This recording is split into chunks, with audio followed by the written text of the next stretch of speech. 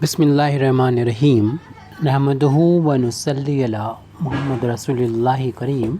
ये problem 3 dimensional analysis की है या 3 डायमेंशनल कोऑर्डिनेट ज्योमेट्री की है।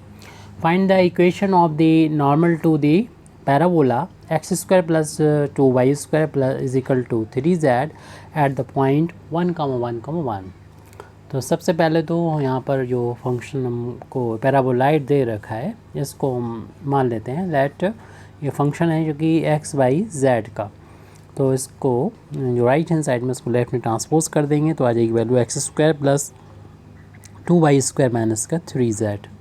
इसके बाद हम नॉर्मल की स्लोप फाइंड करने के लिए ग्रेडियंट ऑफ f फाइंड कर लेंगे, जो कि f का x के रिस्पेक्ट में पार्शियल डिफरेंशिएशन करना होगा, f का y के रिस्पेक्ट में पार्शियल डिफरेंशिएशन करना होगा, ऐसे ही f का z के रिस्पेक्ट में पार्शियल डिफरेंशिएशन करना होगा। इसको डिफरेंशिएट करके हम लोग फाइंड कर लेंगे। तो जब हम x के रिस्पेक्ट में f का पार्शियल डिफरेंशिएशन करेंगे तो x के लिए y और z कांस्टेंट होगा, तो इनका डिफरेंशिएशन 0 हो जाएगा, x² का डिफरेंशिएशन 2x हो जाएगा। जब हम del f over del y की वैल्यू को फाइंड करेंगे तो y के लिए x और z कांस्टेंट होगा, इनका डिफरेंशिएशन 0। जब इसका डिफरेंशिएशन करेंगे 2 इंटू में टू आ गया जाएगा, और जब हम y² का डिफरेंशिएशन करेंगे तो 2y हो जाएगा।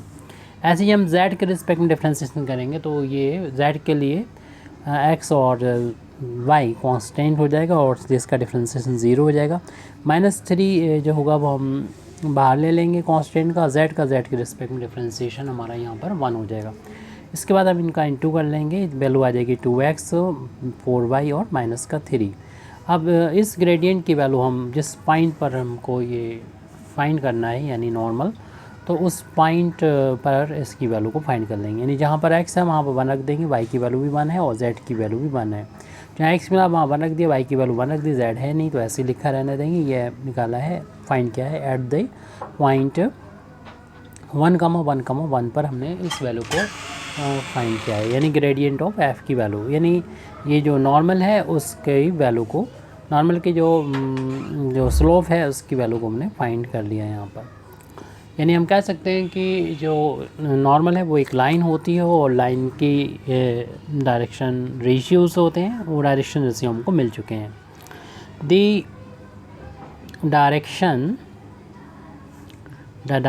Ratios of the normal are, तो ये हो जाएंगे हमारे 2, 4, -3, ये नॉर्मल रेशियोज़ हो जाएंगे।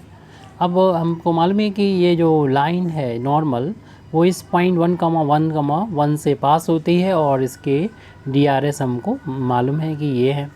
तो इस लाइन का इक्वेशन आसानी से लिख सकते हैं, जो इक्वेशन स्टैंडर्ड फॉर्म में लाइन का इक्वेशन होता है उससे लिख सकते हैं। तो इसी चीज़ को हम यहाँ पर लिख रहे हैं।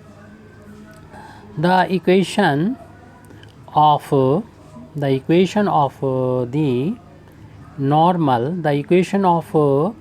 नॉर्मल पासिंग थ्रू पॉइंट दे रखा है यहाँ पर 1,1,1 इज़, तो सबसे पहले हम यहाँ पर x में से माइनस करेंगे इस 1 को, फिर y में से माइनस करेंगे इस वैल्यू को, फिर z में से माइनस करेंगे इस वैल्यू को। सभी 1 थे, x -1, y -1, z -1। डिनोमिनेटर में हम इसकी जो लाइन होती है इसके DRS लिख देते हैं, जिसकी वैल्यू 2, 4 और माइनस का 3 है। तो ये पहली वैल्यू यहाँ पर लिख देंगे, दूसरी वैल्यू यहाँ पर, तीसरी वैल्यू यहाँ पर लिख देंगे। ये हमें लाइन का इक्वेशन मिल चुका है, इसको हम लिख भी सकते हैं। This is the equation of the normal to the paraboloid at the point 1,1,1। तो इस तरीके से यहाँ पर हम ये लिख सकते हैं। Thank you very much indeed for listening me. वाखिर दावाना अल्हम्दुलिल्लाहि रब्बिल आलमीन।